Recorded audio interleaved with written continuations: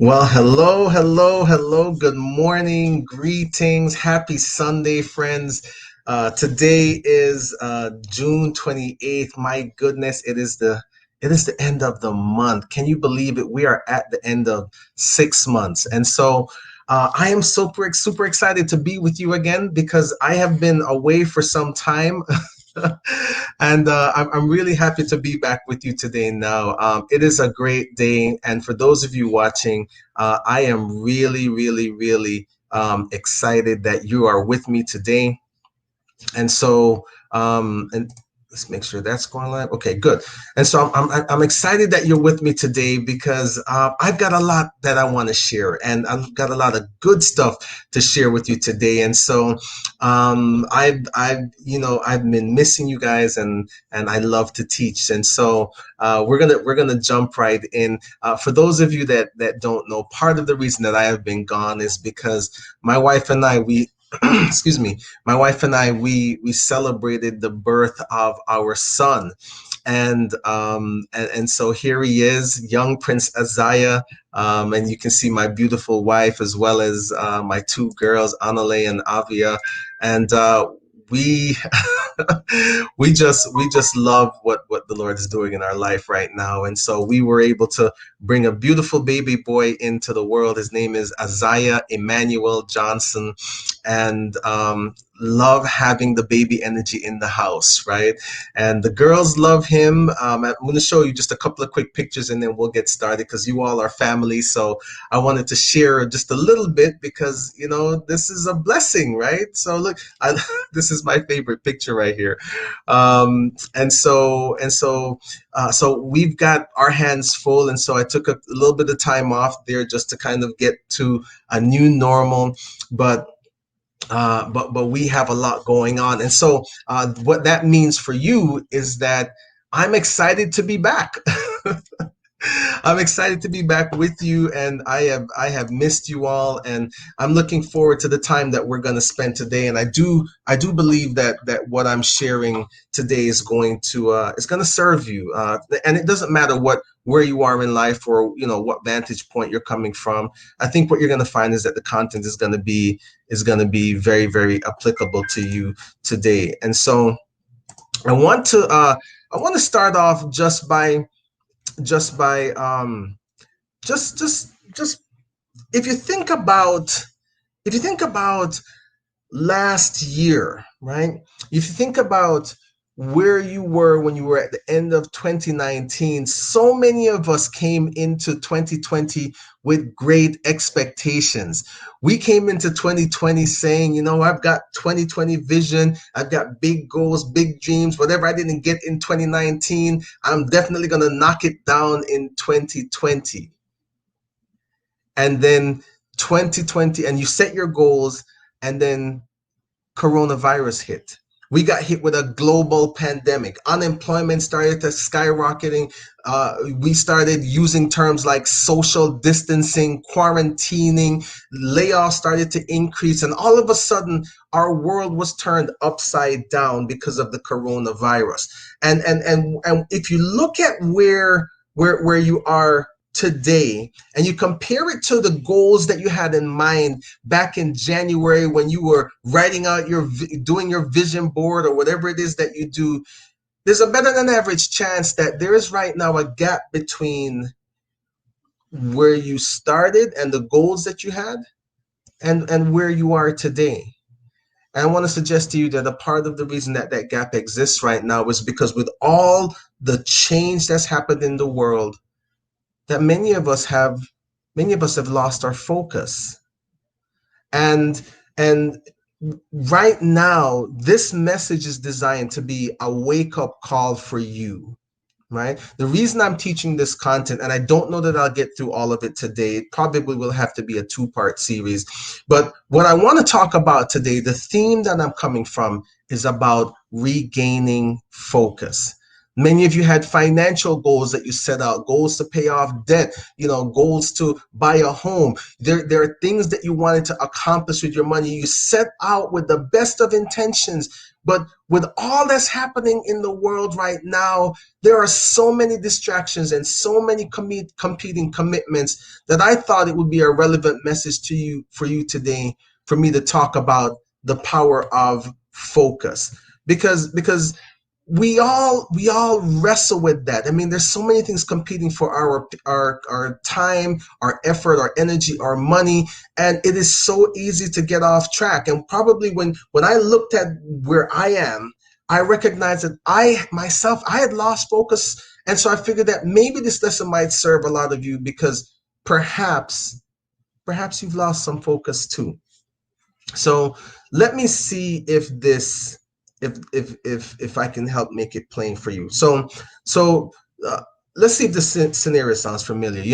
Maybe you're working on a project, right? And you get distracted. You brush off this distraction as a one-time distraction, and then you keep it moving, right?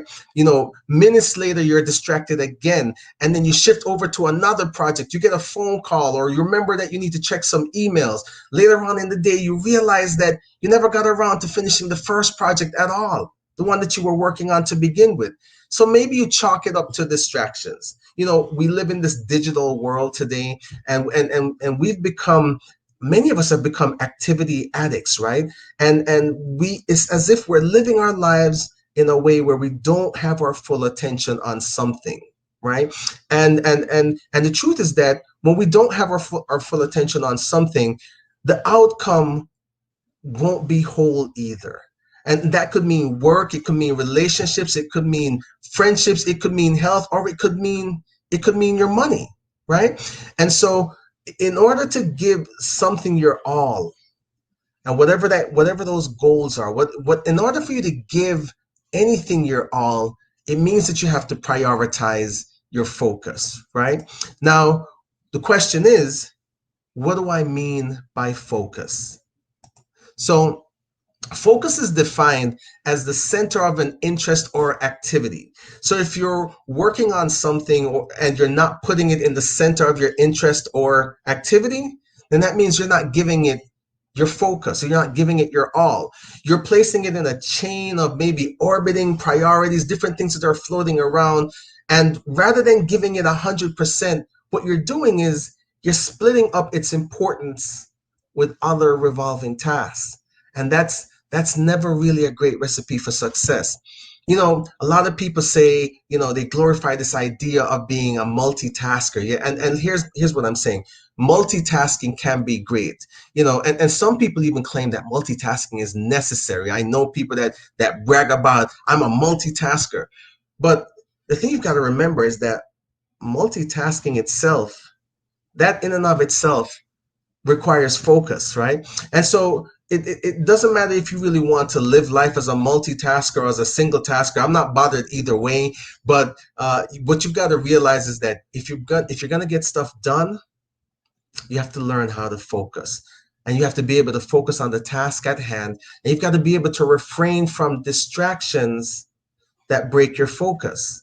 It's very, very important, and this might sound like a lot, but at the end of the day, this is all about being able to take control of our lives. And the key here is really about following a set of steps, right? Recognizing that you have the control. And so because you have control, you have the ability to put a process in place, right? And so you want to put a process in place that garners attention and it garners your focus and keeps you on track and keeps you getting momentum so that you don't find yourself continually getting sidetracked. And so today, over the next few minutes that we have together, I'm going to take you through. I hope to take you through a 6-step system. I don't know if we'll get through all of it today. If we don't get through all of it, then I'll come back next week and I'll share with you some more, and we'll complete the whole thing. But I want to share with you a 6-step process on how to stay focused, because during this time, there are so many distractions. When you look at the news, when you watch the media, you look at what's happening in your community, there's so many things that will distract you and have you caught up in this spiral. And when you look at the goals that you had in the beginning of the year, you realize that you're off track, right? And so what I want to do really quickly is I want you to take a couple minutes and then just take a look at this video, because I think this video you're going to find it very, very, very, very helpful. So just bear with me 1 second. See if I can get this video up for you.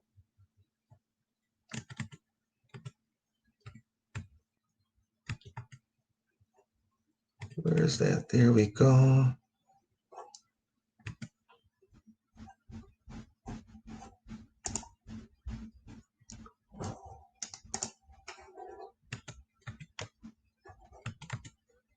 Just a minute, guys. It's coming.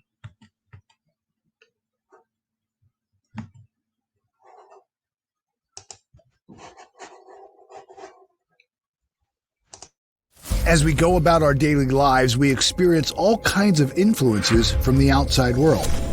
We are inundated with countless frequencies flying through the air and invading our awareness.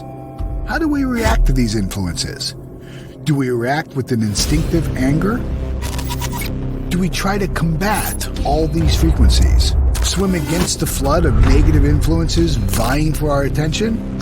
How can we possibly hope to counteract these influences that enter through our senses 24 hours a day? At some point, we must realize that the control is in our hands. We can tune into the frequencies that feed, edify, and grow us, rather than the frequencies that have steered us to our current results.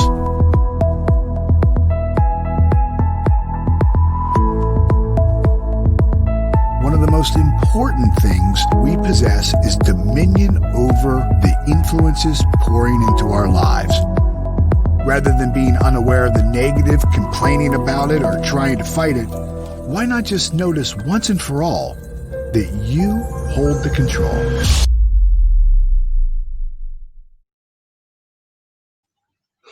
Awesome. So I love that video. And good morning, Regina. Good morning, Lisa. Good morning, Christine. Hey, Minister Gail. Hi, Joanna. Hi, Anna. So listen, what I love about that video is that it's a clarion call to remember that you have control. And you have the gift of free will, which means that you have the power of choice. And so I wanted to sort of have that anchor into your mind, because I think when so many of us are off track from where we started and where we would want to be, that the whole idea is that in order for you to accomplish your goals, remember, we are already half of the way through the year. Can you imagine? We're at the end of June. 6 months have already passed. And what I want to suggest to you is that if you had big goals and you had big dreams for 2020, you need not abandon them. But in order to accomplish your goals, it is going to take intentional focus. And so let me share with you a quick story that might help bring this home. So there was this gentleman named Tom, and he met with his mentor named Dwayne for his weekly chat. And when he met with Dwayne, Dwayne said to him, "Hey, Tom, you seem troubled." And then Tom said, "I've been working on this project and it just didn't work out, and I couldn't get the result that I was after." And Dwayne said, "That happens sometimes," shrugging his shoulders. And he said, "But I worked so hard and I deserved a better outcome." And so Tom at this point was very frustrated. And so Dwayne sat back and watched him for a moment in silence. And then he said to him, "Let me show you something." And then Dwayne jumped to his feet and then he led Tom outside. And he says, "See this dead tomato plant? Yeah, what about it?" Well, I did everything right when I planted it. I planted it, I watered it, I fertilized it, I made sure that there were no weeds around it, and it still died. So Tom is looking at him and saying, "All right, well, so what?" So Dwayne says, "No matter how much you want to control the final outcome, you just can't. All that you can do is control the controllables and take responsibility for doing all that you can, and then leave the outcome up to God." So Tom says, "Well, what do I do? If I can't be guaranteed success, should I just give up?"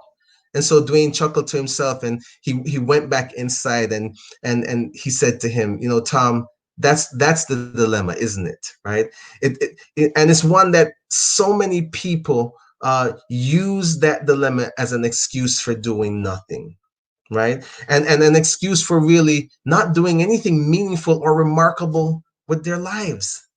If you can't be sure of succeeding, then the idea behind it is, why bother? And so Tom says, well, yeah, exactly. That's exactly what I'm saying. Why bother, right?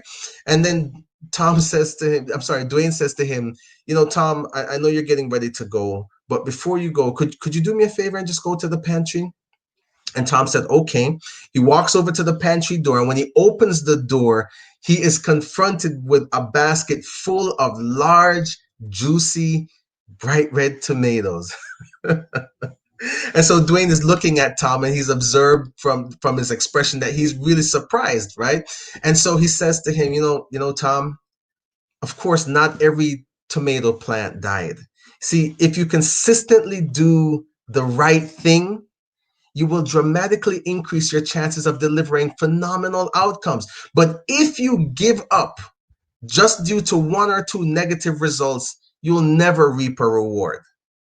And so, friends, this story is simply a reminder that while we can't always control the outcome, we can control our attitude. We can control how much we're willing to learn. We can control how hard we're willing to work. And we can control how persistent we are in the face of those obstacles. And my friends, we can also control our focus. And so that's what I want to talk about today. Is I want to talk about the power of focus, and I want to give you some steps that you can begin to use to increase your focus and to recapture your focus. So if you are ready to rock with me, let's go. So hopefully you're ready. So if you're ready to focus, just put I'm ready in the chat. So if you're with me and you're seeing me, go ahead and put a little comment in the chat so that I know that you are with me and you're following along. All right. So let's go for it, guys. Let's go for it. So you're probably familiar enough with the word, right? And you're probably still here because you're at least on some level interested in learning how to get a better sense of focus in your life. And I think the question that you might be asking is, why is it so important? I mean, is it more important than other things like speed or timeliness? Well, what I would suggest is that more important isn't really the right way to describe it, but it is absolutely essential. So what I wanted to do is just to take a look at a couple of successful people. So let's take a look at Warren Buffett. Warren Buffett is one of the most successful investors in the world. He's one of the richest men in the world too. And he now sits as the CEO of his company, Berkshire Hathaway. And he has had a significant degree of entrepreneurial success and strategic investments. But what I love about Warren Buffett is that he has this 5-25 rule, which states that out of 25 things that you'd like to achieve, your top 5 should be the only ones that get your focus. The reason he says that is because otherwise you're just derailing yourself from your main goals and you're splitting your attention among so many other things. Now, it might sound crazy, but at the end of the day, your concentration exists because you want to accomplish something. That's not rocket science. But because you have something to complete, because you want to move on and progress with your life, it doesn't take 25 steps to get there. Most of the time, it only takes 5. And so what I'm suggesting is that you're going to focus on those 5, right? Now, so when you look at all the things that you have to do, it's really important to take a look at what are the top 5 things that will move the needle for me, right? So another expert that we could take a look at is Bill Gates. Now, the reason we're doing this is because what I believe is this: success leaves clues. So we're going to take a look at Bill Gates, right? In response to the question, what factor do you feel has been most important in getting to where you getting to where you've gotten in life? Bill says that focus. Bill Gates says that focus is the single most important factor in him getting to where he's gotten. Now, here's the thing, guys.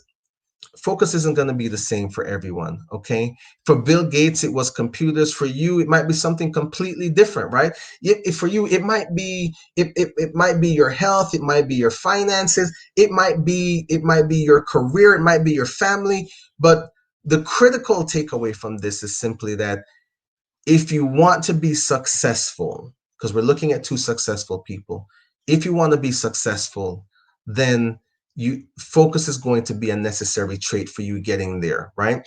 Now, on the flip side, a lack of focus can bring a whole entourage of side effects, right? So let's think about this in the context of taking a picture, right?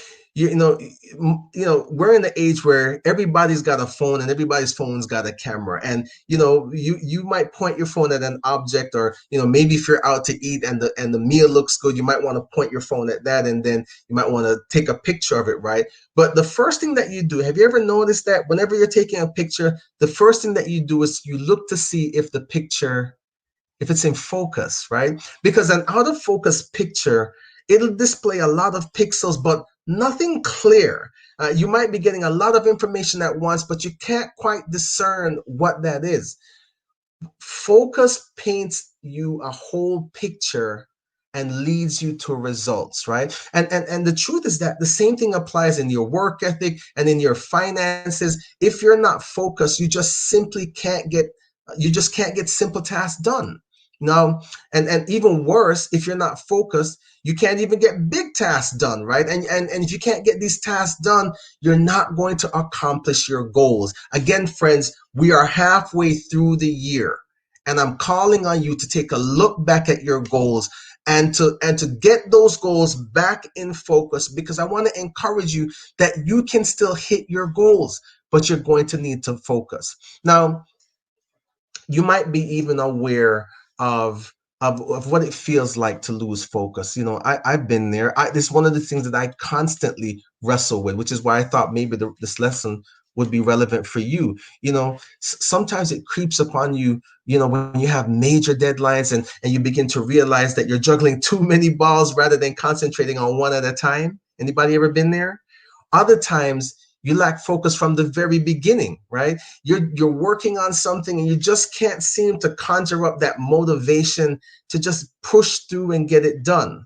And at that point, and maybe it's just me, but many of us will just welcome any and all distractions, because then it's like our focus we shift our focus toward procrastination. And even when we procrastinate, that focus gets broken. So we really want to try to move closer to a greater sense of focus. So let's take a closer look, right? What we're going to do now is we're going to take a quick look at what happens inside of your brain when you lose focus. Okay, so there is actually a system that's in charge of stopping movement in your body, and this system is called the subthalamic nucleus brain system, and it actually goes hand in hand with that fight or flight. Not only is it involved with the body, but it's also involved with your cognitive patterns. And you might be wondering, well, what exactly does that have to do with focus? Well, what happens is that when you are confronted with new information, and this could be an activity, it could be a person, it could be bad news, it could be good news. And when you get that new information, your body, or in this case, your mind, it clears out everything else that's going on. And so your mind stops doing all of the thinking that it had been doing up until that point. And as a result, you lose focus. Now, this is good. It serves us in certain times. For example, in situations where you're in danger, because it tells the brain to stop doing everything else and take in the new information so that it can act quickly. So, for example, if you were in the jungle and a lion was chasing you, that fight or flight system, it was going to kick in, and all of your focus is going to be around running away or escaping or saving your life, right? And so that's good when you're in a situation of danger. But the challenge with this is that in most cases of daily life and activities, it's really not a great thing, because it simply causes you to lose focus, and it ends up being a pretty constant thing that just kind of happens over and over and over throughout your day, right? But the good news is that there is a way to overcome this, right? Like you can beat this, and we're going to talk about that now. You can actually can combat all of the concentration issues that you have. And what I want to do is with this lesson today, I want to give you some strategies that will keep you focused on your path, help you move towards your goals. And here's the thing, it's going to take some time for you to integrate them. They're all simple steps, but it's going to take some time for you to integrate them and get used to them. But I promise you, if you stick with these concepts I'm going to share with you today, you're going to start to see that you're accomplishing more, you're getting more done, and you're being much more productive. Okay, so let's go now. So what we're going to talk about is the 6-step focus system. Okay, now the truth is that I could have picked 2 steps or 10 steps, but I felt like 6 was the right amount. Not too much to focus on and not too little to focus on. By the way, you might want to grab a pen and paper because there's a lot of information I'm going to cover in the next few minutes. Okay, so I'm going to encourage you all. That you begin to think about the goals that you had at the beginning of the year, and that you look at how you can integrate these steps in order to build your focus to accomplish those goals, right? And what I want to suggest to you is that you follow these steps and you focus on one step at a time. I think for the time that we have together, I might get through 3 of them, but focus on one at a time. And I want you, as you're coming through this lesson, you're taking this ride with me today. Excuse me. I want you to think about this as a test of your focus, right? Or a test of your lack of focus, right? So follow along and let's see if we can work some magic here. So what is this 6-step focus system? All right, so here it is. Step 1 is the big picture, right? Step number 2 is to assess, and really what you want to do here is assess and learn. Step 3 is to eliminate. Step 4 is to delegate. Step 5 is to prioritize, and then step 6 is to plan. Okay, so again, step 1 is the big picture. Step 2 is to assess. Step 3 is to eliminate. Step 4 is to delegate. Step 5, prioritize. Step 6 is to plan. Okay, so let's jump right in. Let's get to step 1. Step number 1 is the big picture. Okay, and really, what we want to do here is we want to take a step back and we want to take a look at our lives, right? In the classic book, The 7 Habits of Highly Effective People, Stephen Covey says that habit number 1 is to be proactive, which is, all successful people, they have a habit of being proactive. But I really love what he said in habit number 2, because habit number 2 is to begin with the end in mind, right? Beginning with the end in mind is another way of saying, look at the big picture. So the question I want to ask you is, why are you here? What are you hoping to accomplish? What are you hoping for? Now, these questions might seem basic. Some of you might say this may be a little bit silly, but I would encourage you to take some time to reread them, right? Why are you here? What is your why? Why are you here? What is your why? If you're tuning into this lesson, I want to suggest to you that there's a reason. If you're still listening to me and you know that the subject of my discussion today is about focus, then there's a reason. You probably can find it in your heart to say that, there's some areas that I need to sharpen my focus. And when you think about life, it is critically important, I believe, that you define what it is that you want. And one of the reasons why people don't achieve their goals is that they don't set goals to begin with. And so setting goals really comes down to knowing what it is that you want. And even more important, you could argue, than knowing what it is that you want is to understand and define why it is that you want it. You see, in this step, the big picture, defining your big picture is all about knowing what you want. We want to start with a big picture goal or goals, but when we get caught up in the day to day and life starts to distract us, that big picture gets painted over lots and lots with lots and lots of little pictures. And so we end up having this collage of small goals, big goals, and goals that contradict one another. That's why it's important to take a moment to just decide what it is that you want, right? Now, one of my favorite quotes comes from the book As a Man Thinketh, which is written by an author, James Allen. If you don't own that book, I would encourage you to get it. He says that until thought is linked with purpose, there is no intelligent accomplishment. So what do you want and why do you want it? Your reason could be big or small. It could be related to your job, your personal life. It could be random. Maybe it's even something that is completely planned. But regardless of your reason or reasons, the vital thing for you to know, my friends, is that it's important for you to acknowledge here that you need to sharpen your focus, right?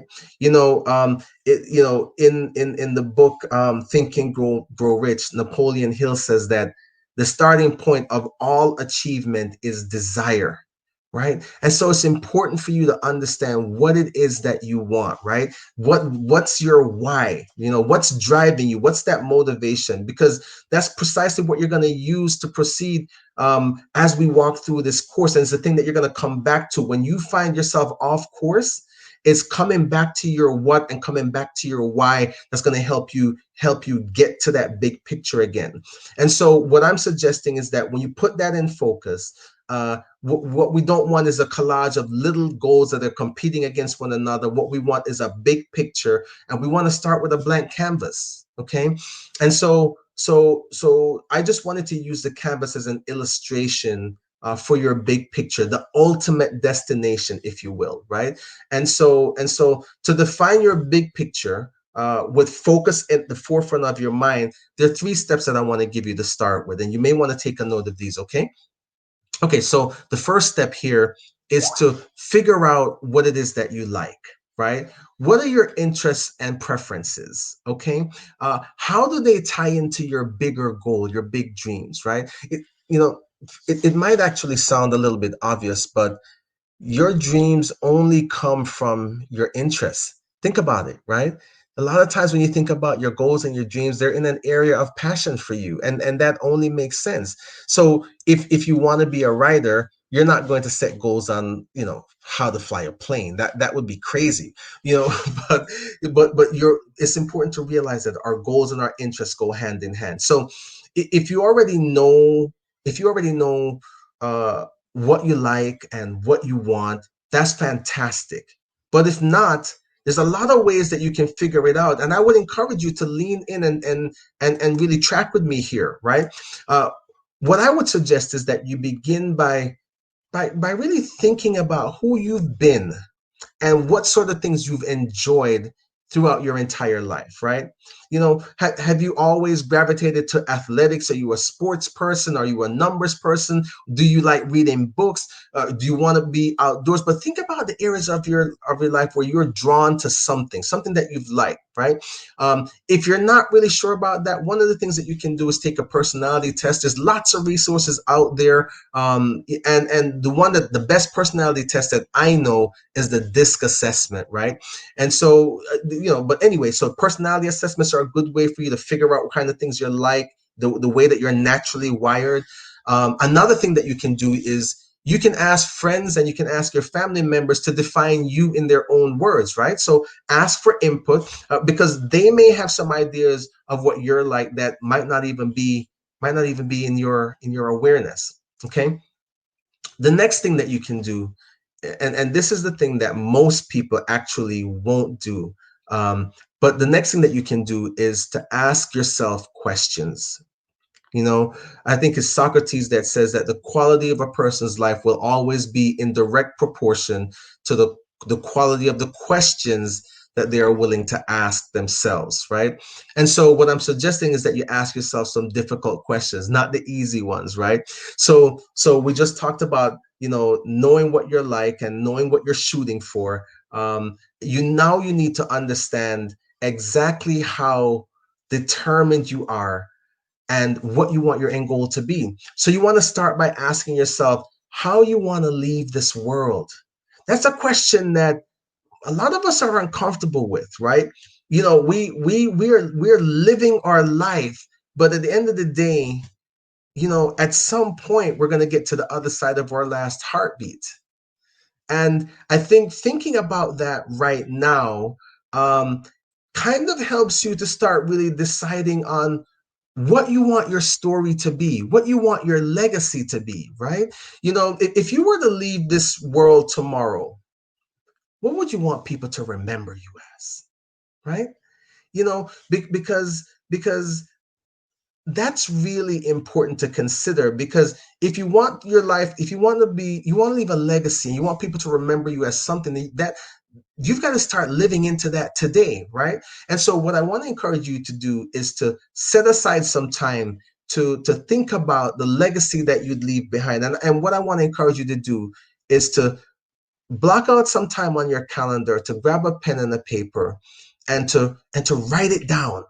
And I'm not talking about typing it into your iPad or typing it on a computer. There's a difference when you write something down with pen and paper. So take some time to set aside some time, could be 30 minutes, 45 minutes, but set aside some time to write down what you want your legacy to be, what you'd want people to say about you, when you're no longer here, right? And what you're going to find, I've done this myself, you're going to find that it's amazing how much clarity that you're going to get, and how much that'll actually sharpen your focus. And so what I want to do now is I want to take a moment and I want to share this with you. So sit tight, friends, and just watch this video.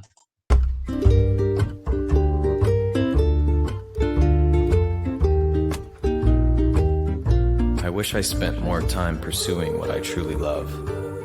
I wish I didn't waste so much time watching Netflix. I wish I spent less time trying to live up to others' expectations. I wish I stayed in better touch with my friends. I wish I spent more time forgiving. I wish I spent more time letting the people in my life know how much they mean to me. Life is so short. Before you know it. Look, I hate to do this to you, but can we move this thing along just a little bit? I've got a real funeral starting in just about 30 minutes. Yeah.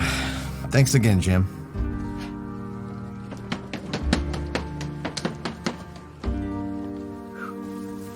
I think these therapy sessions are really giving me some perspective.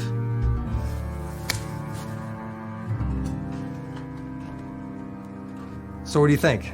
Same time next month? Actually, we're not gonna be here next month. You know that trip I kept promising? So I guess someday has finally arrived.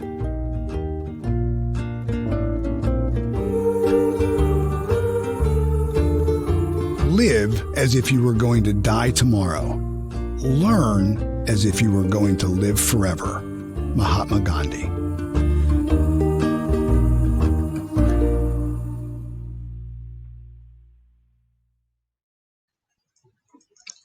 Isn't that so good?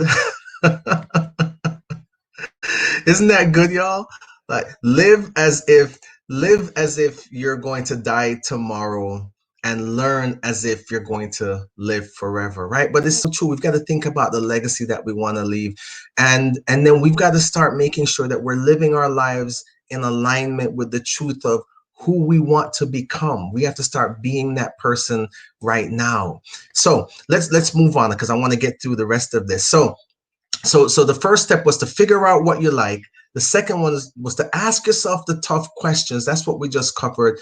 And then the third one is to get a little bit creative. Okay, get a little bit creative. And so, you might find that this last step might seem a little bit pie in the sky, or for those of you that are like there's logical thinkers, you might say that this is a little unrealistic. But this particular step right here is actually a significant step in the process, because when you're cooking up those big picture goals for yourself, you need to start off by being a little far-fetched, right, with your ideas. You've got to remove all limitations. And what you really want to do is you want to access your mental faculty of imagination. You know, there are 6 intellectual faculties, okay? We have memory, we have will, we have perception, we have reason, we have intuition, and we have imagination.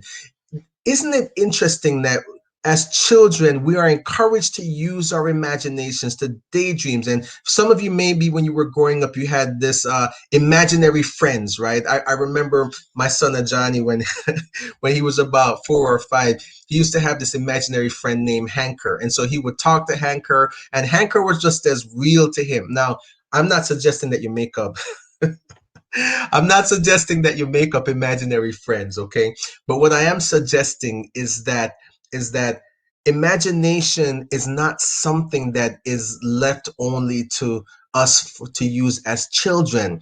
It is our imagination is a gift from God. It is our capacity to move from where we are in our current environment and circumstances and go to a future state.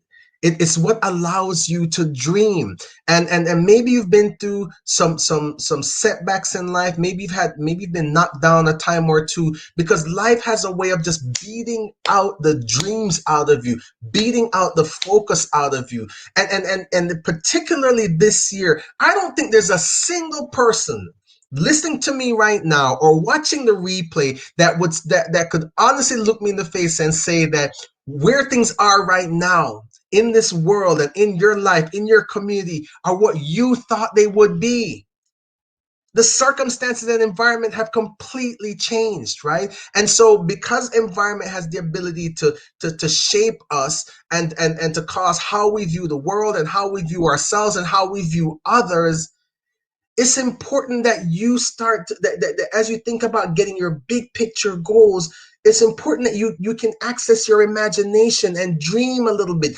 Give yourself permission to dream, right? And so I want you to give really serious consideration to this question: what would I do if I knew I could not fail? Maybe you've been playing it a little bit safe. Maybe you've been cruising through life, one foot on the accelerator and the other foot on the brake, right? Maybe you're playing it safe in your finances. Maybe you're not on track. Maybe because of how things have shifted, you have now began to shrink yourself and to dummy down to the current environment and circumstances, instead of continuing to dream and believe that that what you desire is possible. And so we are halfway through the year, my friends. We are halfway. In a couple of days, on Wednesday, we will say happy July 1st, which will mean that we've got 6 more months to go. And what I'm suggesting is that it is time to pull up your pants, lace up your shoes, and it is time to get your focus, and it's time to get your goals back in focus and begin to push through the current environment and circumstances, the situation that you're facing, the obstacles, to get to your end goals. But you know what? You won't push if you're not dreaming big, if you're not believing for more. So what I'm suggesting is that we have to elevate our expectations. Elevate your expectations. I was having a conversation with someone last night, and what they shared with me was that, they're just looking to get by for the rest of 2020. If they can just get by to 2020, they're looking forward to 2021. And you know what I said? I said, look, I'm not just trying to get by in 2020. I am still trying to kick the door down. Listen, in the middle of adversity, there are opportunities and there are advantages. Hear me clearly. In the middle of adversity, there are opportunities and there are advantages, but the only way you see them is if you have the right perspective. And if you're not looking for an opportunity, and if you're not looking for an advantage, guess what? You don't get to see it. That's why your imagination is important, right? And so what I want you to do is to think about what would you do if you knew you couldn't fail, right? So what I'm doing here is I'm giving you permission to dream out loud, and I'm giving you permission to remove all of the limitations. So we're taking time out of the equation, we're taking resources out of the equation, we're taking money out of the equation with this, because while they're important, we need to get to the core of what it is that you're seeking. Now, of course, as you start to set out in that direction, you're going to need to alter the plan, right? Because many people, the challenge for them is that they fall in love with the plan versus the goal. And so when things don't go according to plan, they abandon the goal. Here's what I'm suggesting to you. I want you to dream, and I want you to have that big goal. I want you to go far fetched with it. And I want you to be attached to the goal, and I want you to be more attached to your effort. So I want you to be attached. I want to say that again, because don't miss what I just said. I want you to be attached to your goal, right? And I want you to be more attached to your goal than you are to your plan. But the thing that I really want you to be the most attached to is your effort. Because, when you make a plan, by the time you put that plan down, uh, everything in the environment that was existing when you wrote the plan has already changed. We're living in a world that's constantly evolving. And so it's important that you're not married to the plan, but you're married to the goal, and that you can course correct, and that you can make the necessary adjustments when obstacles come in your way, when circumstances happen that you don't quite expect, right? And so what I want you to do is I want you to think about your goals, right? And I want you to just dream out loud, and I want you to just be comfortable knowing that it's not going to be right. It's the exercise. It's the point of you doing this is the awareness that it creates. Because I believe that awareness is everything. And as a coach, I know that my primary responsibility is to help an individual raise their level of awareness. The reason I'm bringing this teaching to you today is because I want to help raise your level of awareness, right? And so I want you, even though it may seem like it's a far-fetched thing to dream out loud this way, and to write down those big goals and to use your imagination, it is actually an excellent way to filter through the possibilities and to get to the crux of your goals, right? So let's say that you end up realizing that your ultimate goal would be to own a car dealership. Let's just use that for an example, right? That might not happen right away, but at least pun intended, at least it will help steer you in the right direction. Okay, so here's the thing: once you have an idea of your big picture, it's time to ask yourself those big questions like what matters to me, and then you'll want to whittle it down to the possibilities. And because there's going to be what seems like endless options, right? And so what you'll want to do is you'll want to pinpoint what matters most to you. And then it's as if you were to line up several different contenders for your big picture, analyze them, critique them, and then decide on one big picture. Because remember, what we're talking about today is about you regaining your focus. So we want to get one big picture. We don't want to have 3, 4, 5 different big pictures, right? So embrace one, right? And and here's the thing, friends. This is simple for me to teach, and it's a simple principle. But what I find is that the hardest thing to do is to do the easiest thing.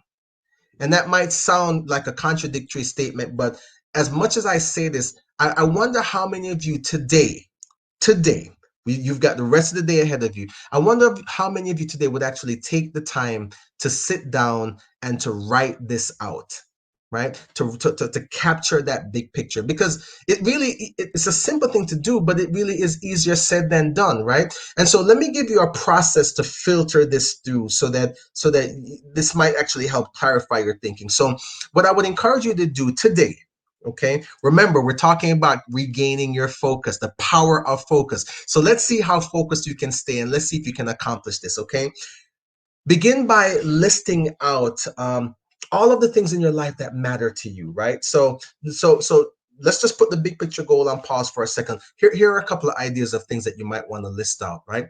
Maybe you want to list out your professional life, your family life. I would assume that's important to you.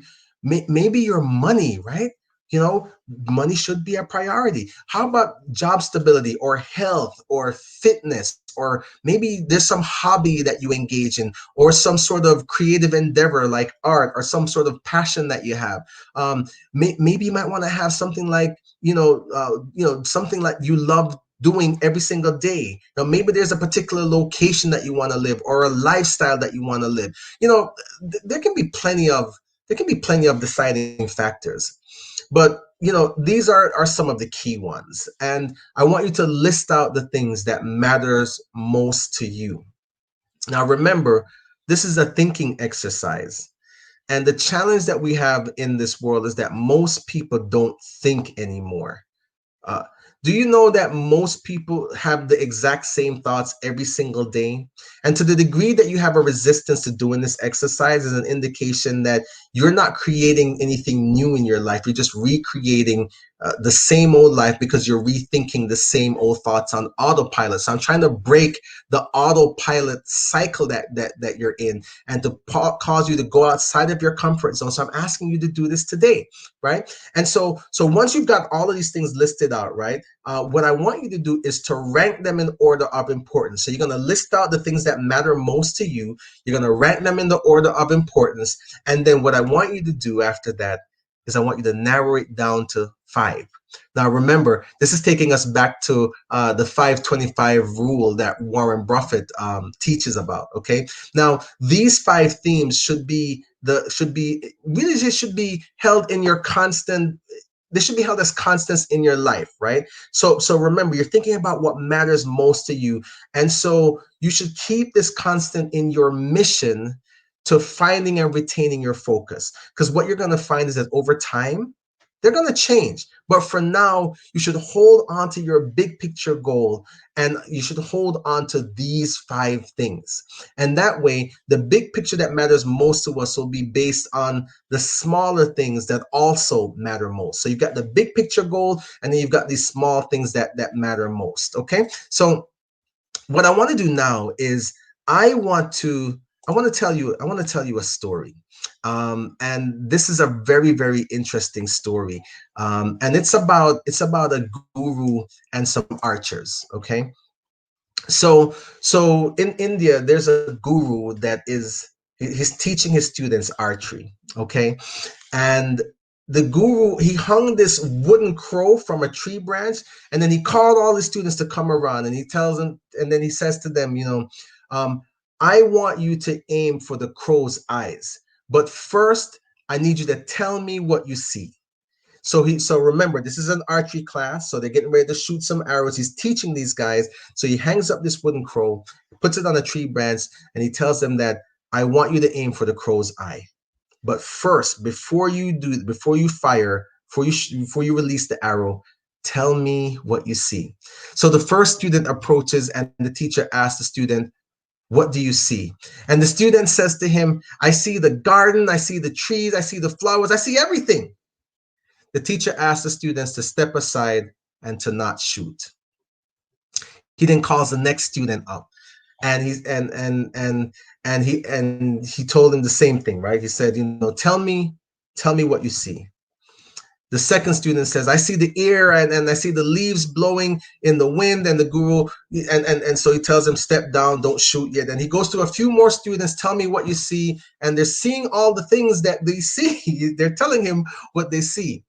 And then the final student comes up, and his name is Arjuna. And when the guru asked Arjuna what he saw, he said, the only thing I see is the crow's eye. So the guru said to him, release your bow.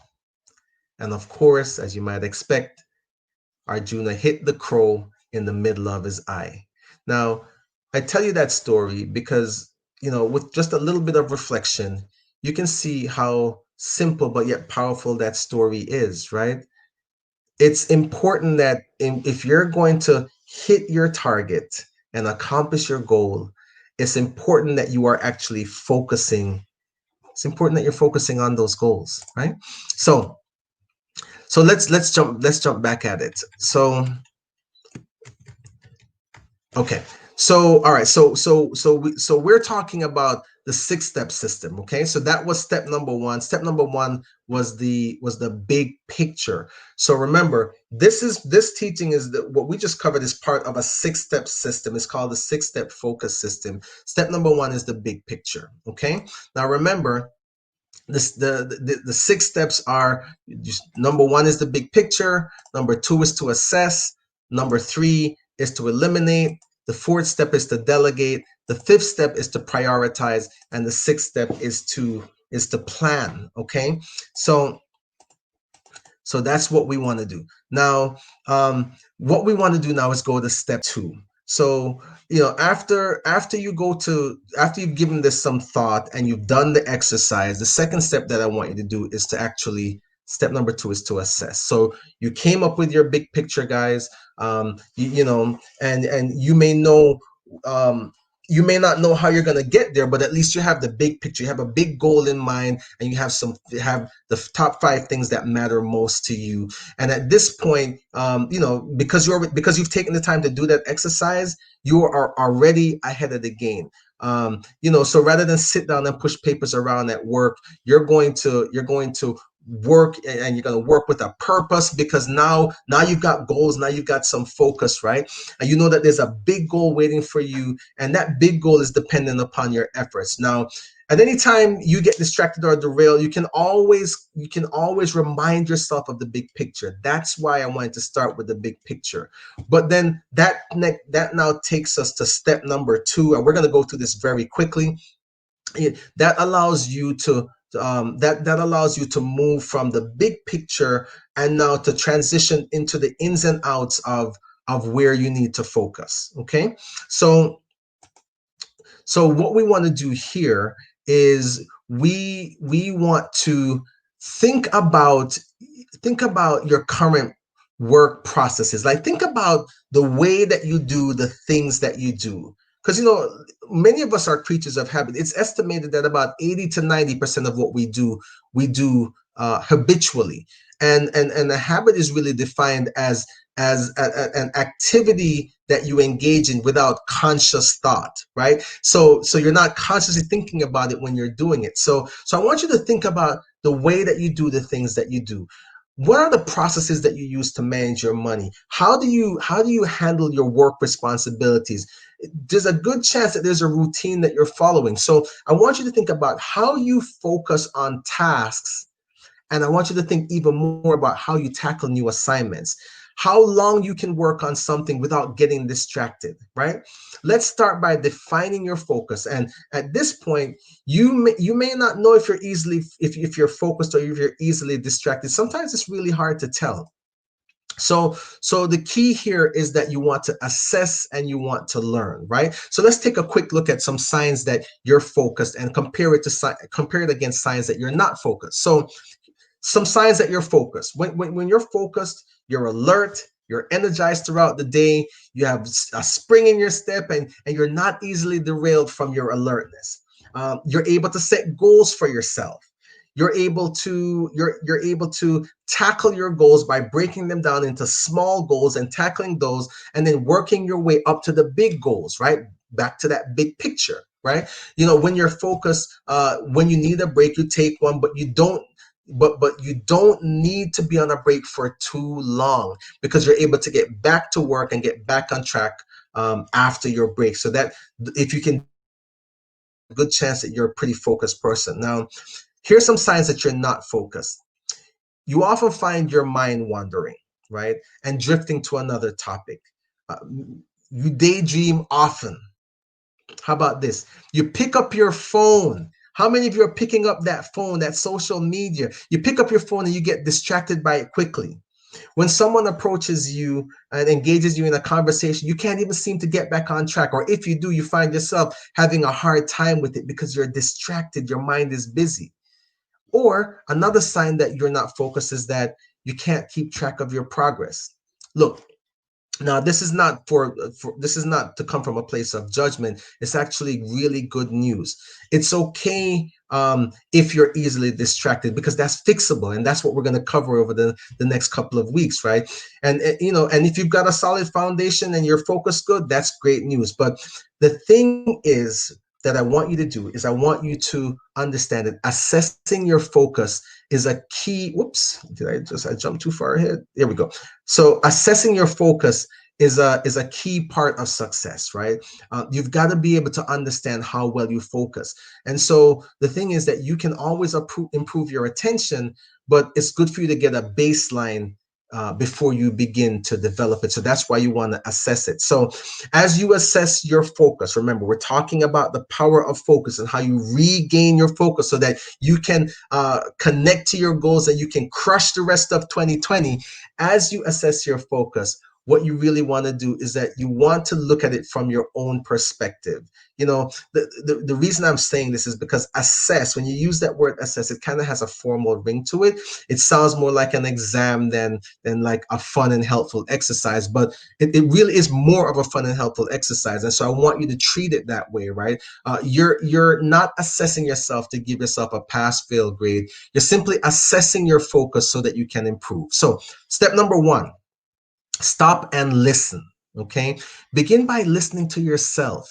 So what I'm asking you to do now is to really focus on developing an awareness so that you can be in tune with your thoughts, with your goals, with your ideas, and with your questions. Throughout this process, you're looking to improve on what you have going for you right now. So all of us have a voice in our head, and what I'm suggesting to you is that you listen to it. Listen to your body and listen to your mind, and listen, pay attention, be aware of what's happening at all hours of the day. And as you are listening and you're paying attention to what you're focusing on, make a note. Make a note of the things, right? Because it helps when you have a designated period of assessing so that you can keep track of everything. So you want to make sure that you're making a note, have a specific time to look at when you are to look at your thinking, and then look at when you do your best work, right? And so do you exercise best in the morning, or are you someone that you need to exercise best in the evening, right? Is the morning time good for you to journal and to pray and to focus and to prioritize, or is that better for you in the evening before? So you want to start paying attention to your rhythms when you do your best work, and so, because that will help you to understand when you can get the most out of your work, right? So that's what you want to take a look at. When you're in a deep dive, how long does it take for you to accomplish certain things? Because there are times, these are the type of things that you want to be listening to. Let's see who's texting me here.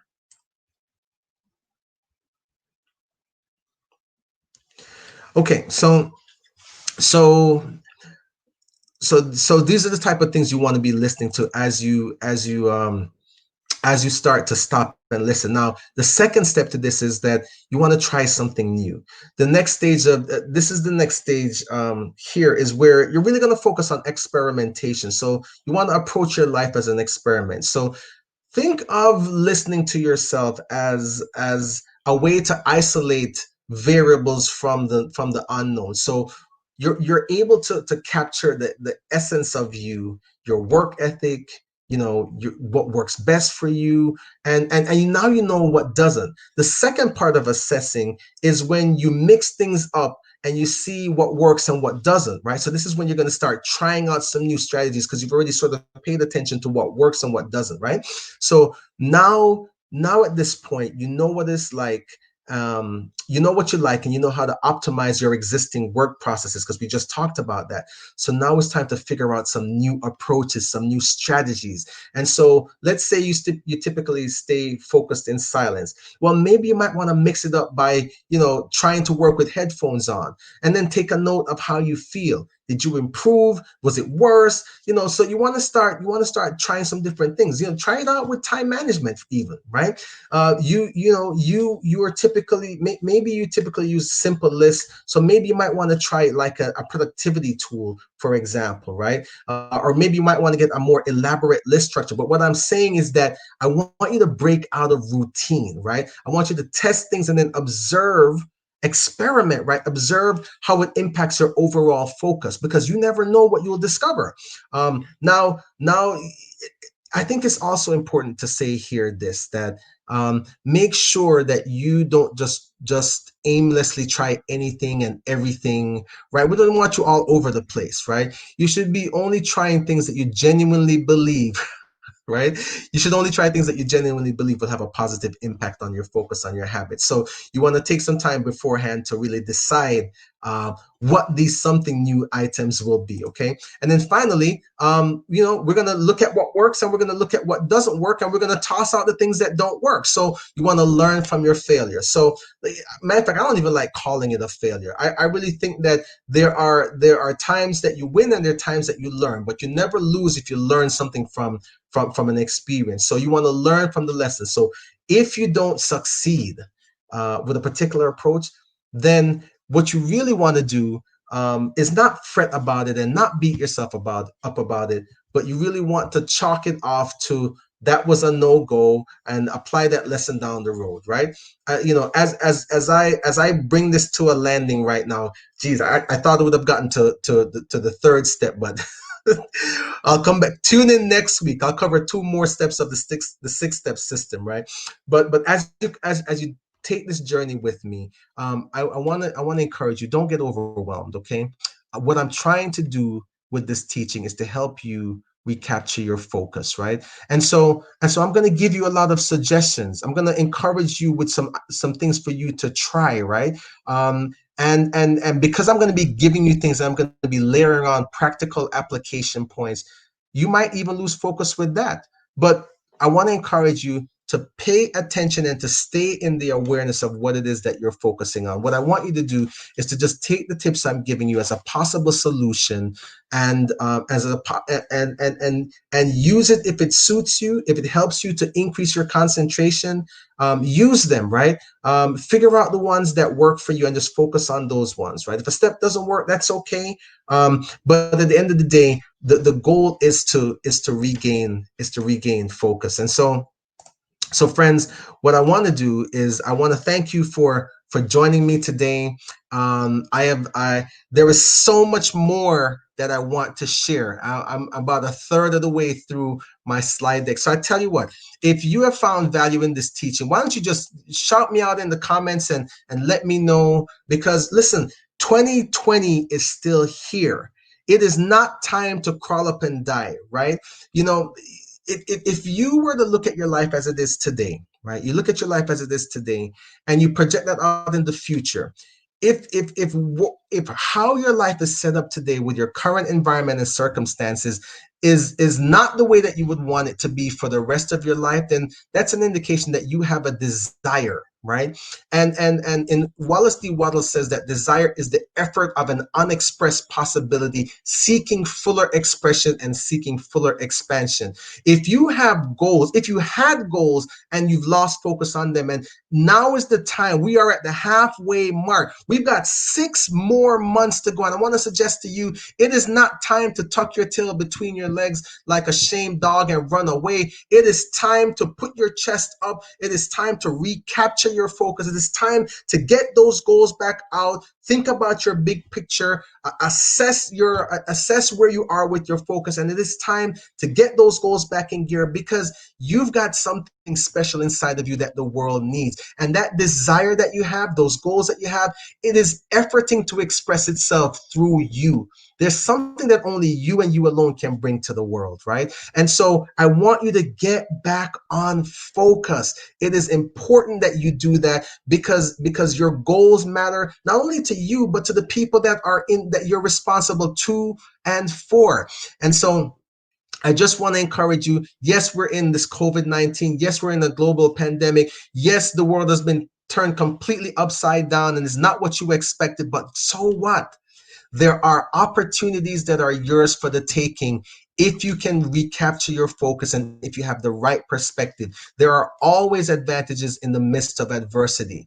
And if you wait until you get to the end of the adversity, you will miss the opportunities that existed. So let's get focused. Let's get going. I love you. I believe in you. I hope this teaching has served you. And if it has, please let me know in the comments, because I'm going to come back next week and we'll try to get through 2 more steps in the 6-step focus system. So friends, again, my name is Damian Johnson. I love you. I believe in you. Thanks for joining me today, and bye for now.